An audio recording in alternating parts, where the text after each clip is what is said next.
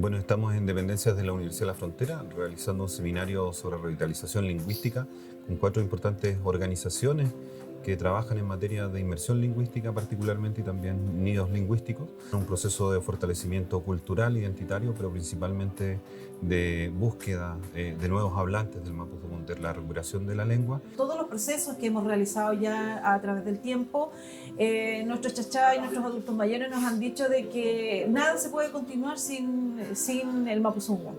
Incluso nosotros lo que estamos priorizando en estos momentos es enseñarles a los adultos jóvenes mapuzungún para que puedan ser partícipes en las ceremonias del guillatún, de Nelugún, para que cuando los hablantes nativos les hablen en mapuzungún, ellos entiendan.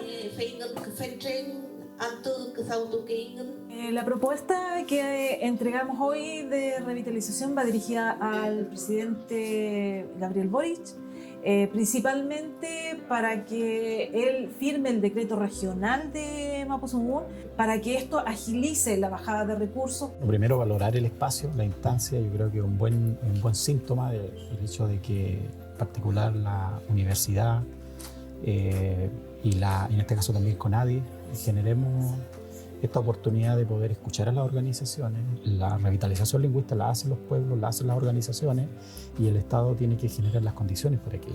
Y eso es como el cambio profundo y el desafío al mismo tiempo que implica y que nosotros lo asumimos como actual administración de CONADI, de poder ir generando esa transformación. Nos ponemos a disposición, tenemos la mejor de las energías para poder apoyar ese proceso, pero hacerlo de manera conjunta, es decir, codiseñado, coejecutado, y también de poder colaborarles en ese proceso, sea tanto con estas como con nuestras organizaciones.